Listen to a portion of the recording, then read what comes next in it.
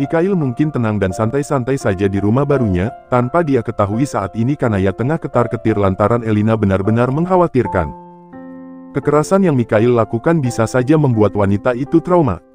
Sebagai orang tua, Adiba dan Abigail tidak bisa menerima perbuatan Mikhail hanya dengan kata maaf dari Kanaya. Meski Ibra sudah mengatakan untuk tenang, tetap saja Kanaya dibuat uring-uringan.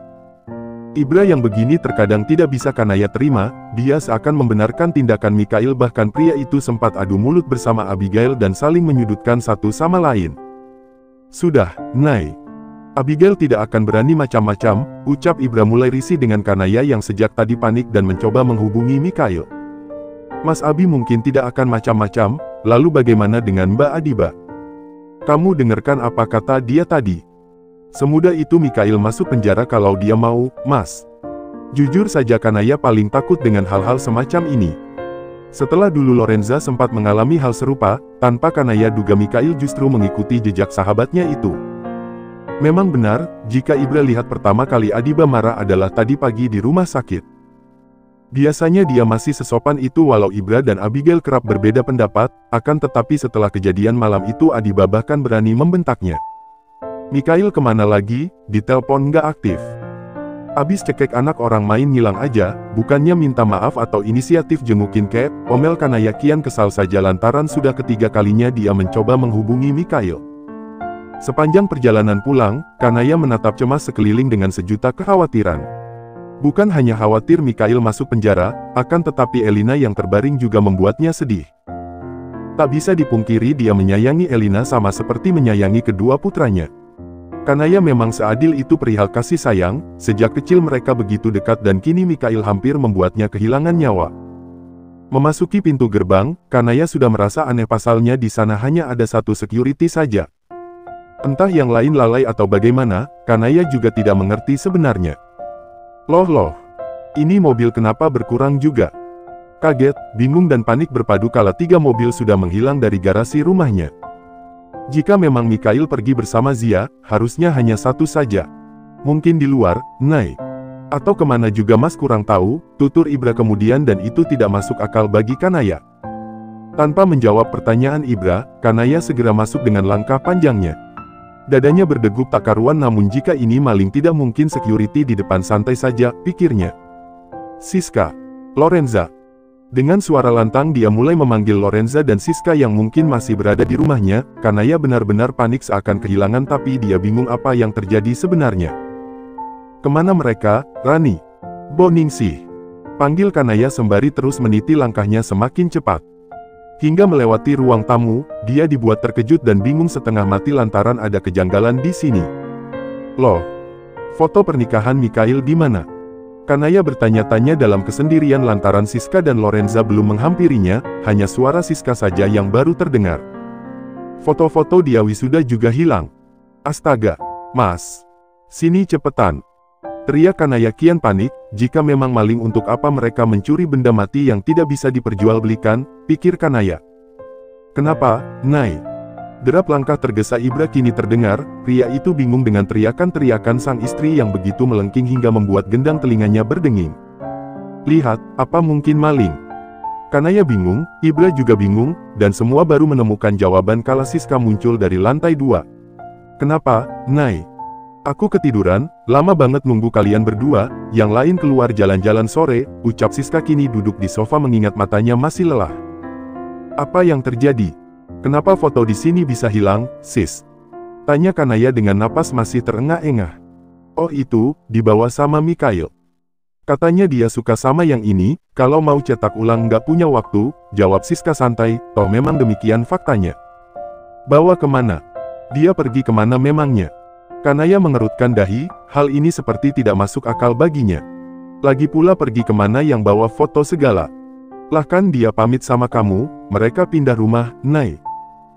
Tadi pagi sekitar jam 9 mereka berangkat, jelas Siska dengan mata beratnya, dia baru saja hendak terlelap dan berpikir Kanaya akan pulang besok paginya lagi. Pindah? Pindah apa?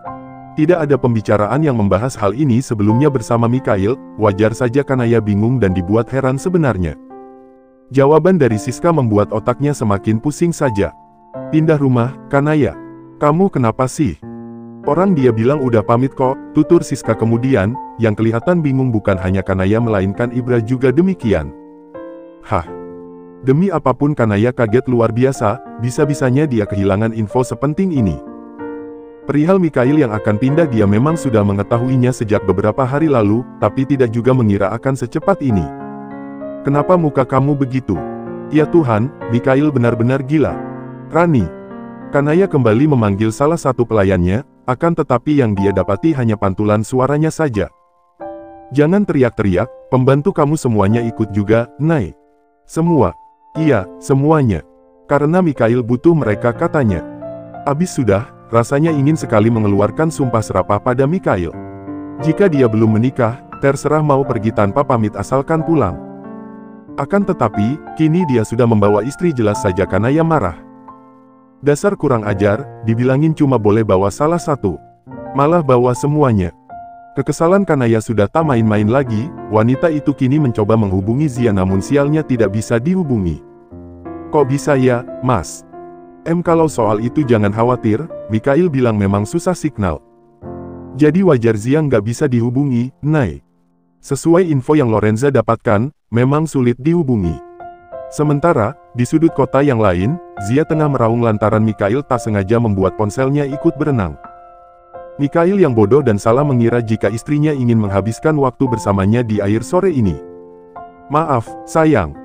Mas nggak tahu, tutur Mikhail menghapus air mata Zia yang kini terseduh di pinggir kolam seraya mengusap ponselnya yang baru saja Mikhail selamatkan dari dasar kolam.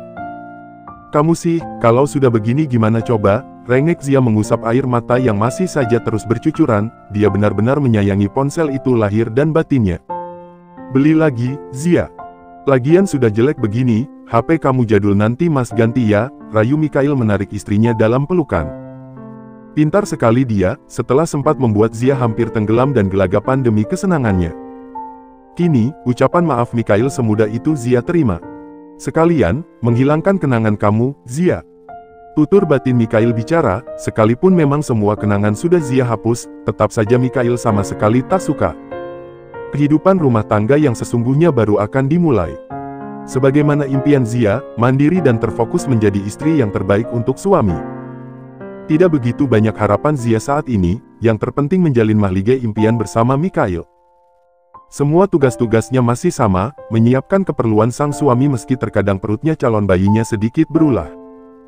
Zia bahkan harus duduk diam demi menunggu malaikat kecilnya sedikit tenang, mungkin cita-cita Mikhail akan terwujud dan putranya akan benar-benar menjadi pemain sepak bola. Zia, kenapa duduknya begitu? Mikhail menghampiri sembari mengeringkan rambutnya dengan handuk kecil. Pria itu sedikit heran lantaran Zia yang tiba-tiba terdiam, dan berlutut di depan lemari. Biasa, jawab Zia yang kemudian dapat Mikhail mengerti tanpa perlu dia jelaskan kembali. Mungkin memang benar, yang bisa menjadi obat hanyalah pelakunya sendiri. Mikhail mengelus pelan perut Zia, berharap malaikat kecilnya akan sedikit tenang. Kira-kira anak kita lagi apa, Zia? Berenang mungkin, Mas, jawab Zia kemudian, senyumnya terbit bersamaan dengan kekahan Mikhail usai mendengar jawaban asal Zia. Niat hati hanya menenangkan sesaat, namun yang terjadi justru berbeda. Mikhail akan selalu betah berlama-lama di hadapan perutnya, membangun interaksi antara dia dan calon buah hatinya. Entah apa yang kini Mikhail bicarakan, mungkin jika perlu sampai politik dia bahas.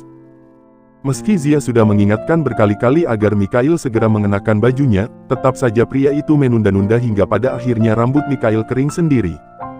Mas, aku pegel kamu begini terus. Masih menggunakan handuk dan dia sama sekali belum memiliki rencana untuk mengenakan pakaiannya. Mikhail duduk bersila di sisi Zia agar merasa lebih dekat dengan calon buah hatinya, sementara saat ini Zia tidak bisa betah berlama-lama dengan posisi begitu. Harus diprotes dulu baru Mikhail mau mengalah. Zia tersenyum tipis kala raut wajah Mikhail berubah seakan tak ikhlas dengan permintaan Zia. Aku sudah siapkan sarapan, Mas pasti suka. Kamu yang masak. Tanpa bantuan Rani. Mikhail ragu, biasanya akan ada campur tangan orang lain jika di rumahnya. Iya, Mbak Rani cuma bantuin, jawab Zia kemudian berlalu, kembali mengambilkan perlengkapan Mikhail yang belum sempat dia siapkan. Apa iya? Sepertinya kebalik, ungkap Mikhail membuat Zia kesal luar biasa, bisa-bisanya tebakan Mikhail benar. Ya sama sajalah. Zia mengambil acak dasi Mikhail senada dengan kemejanya. Tidak ada yang berubah meski dia pindah kemarin, pekerjaan harus tetap dia utamakan. Lagi pula jarak ke kantor tak jauh berbeda dengan yang sebelumnya, meski memang dia harus lebih cepat 10 menit dari biasanya.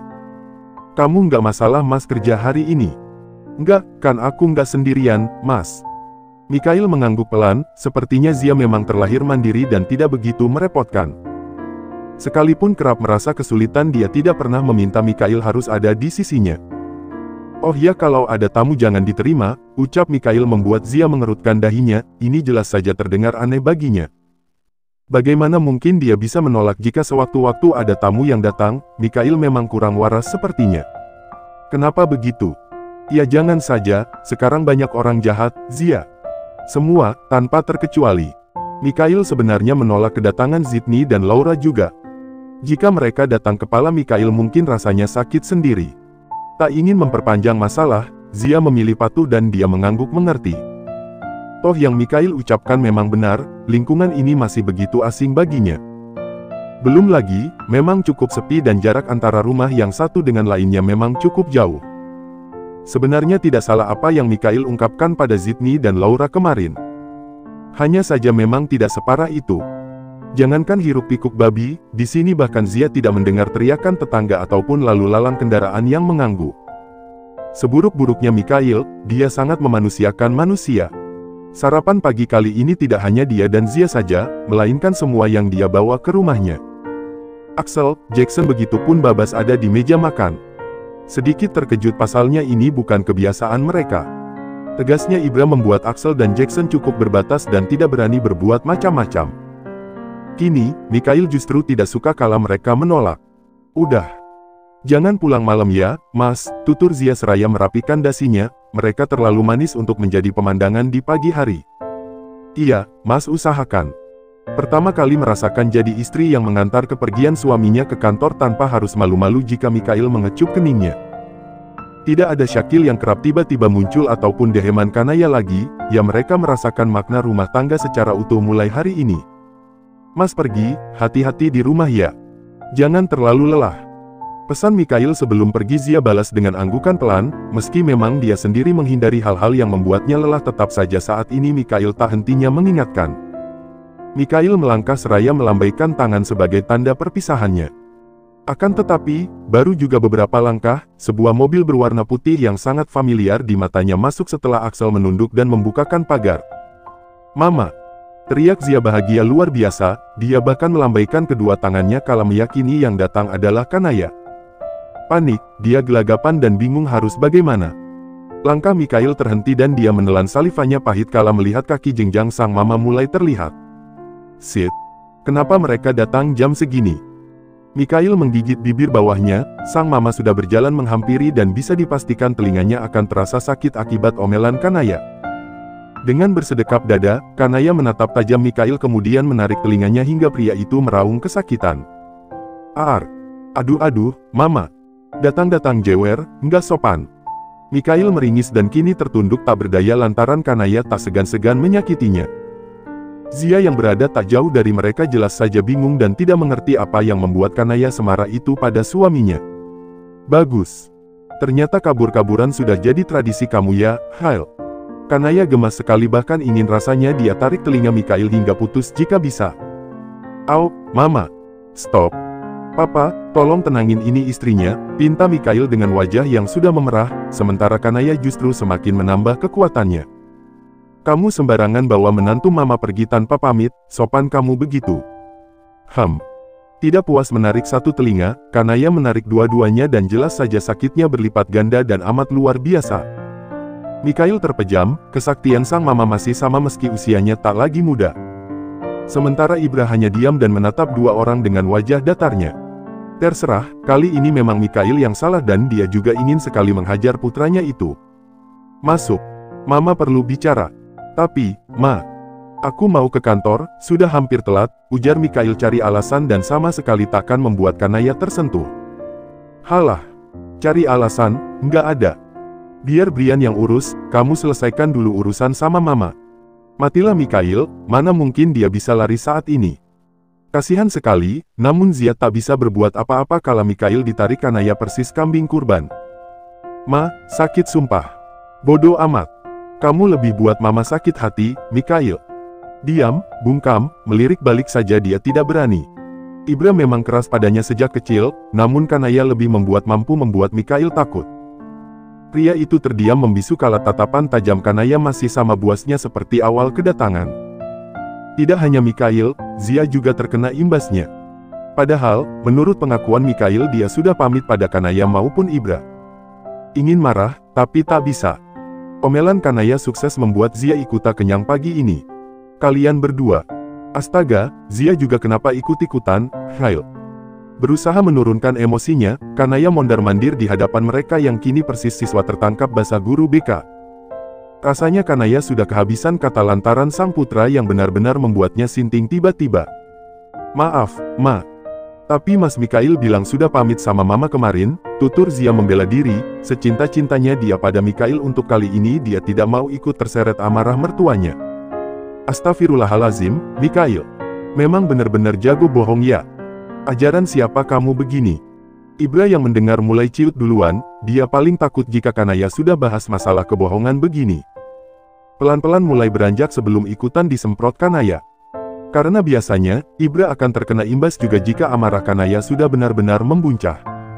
Mas mau kemana? Belum juga berhasil, Ibra bahkan baru melangkah 1 meter dan suara Kanaya sudah berhasil membuat kakinya berhenti. Pemilik wajah tampan meski tak muda lagi itu menggaruk kepalanya yang tidak gatal sembari berusaha mencari alasan. Duduk, kamu kenapa dari tadi cuma diam? Ini anak kamu juga, Mas, lirik Kanaya sedihnya luar biasa, baru kali ini dia merasa Mikhail kurang ajar tingkat dewa. Ibra bingung hendak bagaimana, namun hendak marah lantaran kebohongan Mikhail disadar diri dan Mikhail pasti akan mengulik masa lalunya. Sama-sama pembohong, belum lagi mulut Mikhail biasanya tak pandang bulu jika membuka aib.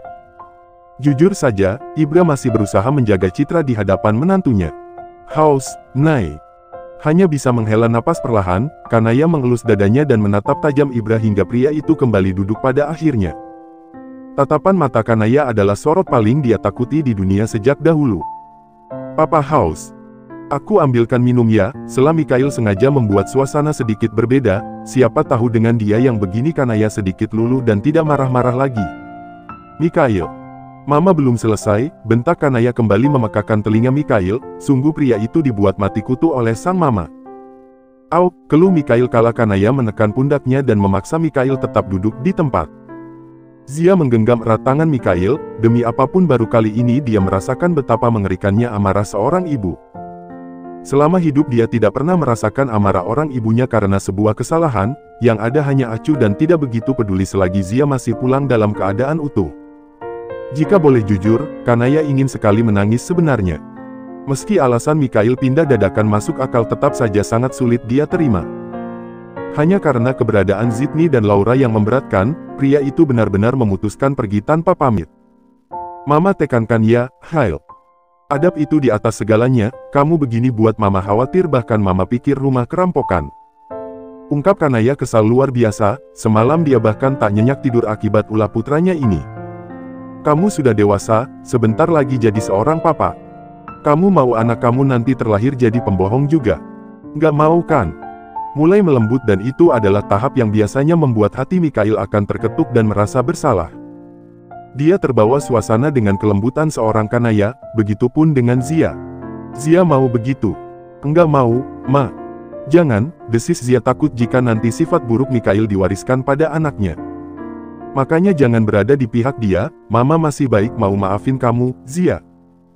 Kalau enggak, Mama pasti sudah coret kamu dari kakak, ancam Kanaya dan membuat Zia melongo mendengarnya, jujur saja dia panik luar biasa.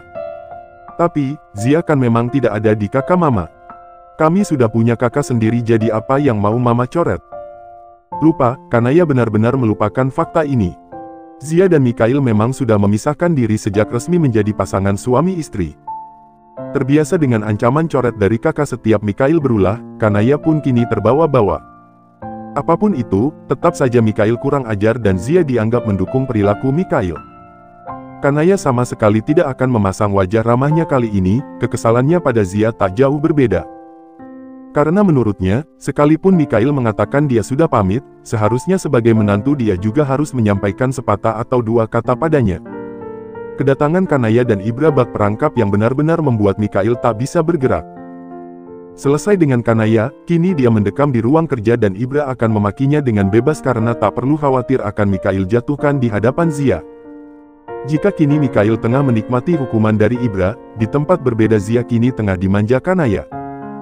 Kuku menantunya sudah sedikit panjang dan Kanaya tak nyaman melihatnya, sepertinya Mikhail harus dia ajari lebih dalam lagi agar memerhatikan kondisi kuku-kuku istrinya. "Jangan, Ma.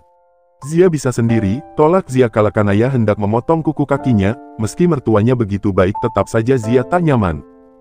"Gak apa-apa, Mama tahu kamu sulit potongnya. Usia kehamilan segitu mulai susah geraknya, jangankan mau potong. Mau lihat aja udah ketutupan perut, Zia." Kanaya begitu memahami keadaannya, memang benar apa yang dikatakan sang mertua. Akan tetapi, untuk hal ini Zia tidak bisa menerimanya, jujur saja dia khawatir akan disangka durhaka nantinya. "Tapi jangan, Ma, nggak sopan kalau aku minta Mama potongin kukunya." Zia menarik kakinya menjauh lantaran benar-benar merasa malu jika Kanaya masih terus begitu padanya, padahal beberapa jam lalu dia marah, pikir Zia heran. "Ya sudah, nanti Mikhail saja yang potong kalau begitu," tutur Kanaya menyerah pada akhirnya, mungkin perhatiannya justru membuat Zia terbebani dan tidak nyaman. "Oh iya," kata Siska di sini susah signal. "Apa iya?"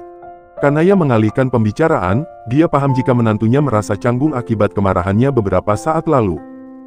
"Ada kok, Ma, tapi HP Zia masuk kolam makanya jadi nggak tahu deh kalau sekarang." Zia ingin memperlihatkan bukti namun bingung lantaran ponselnya tak lagi bisa diselamatkan.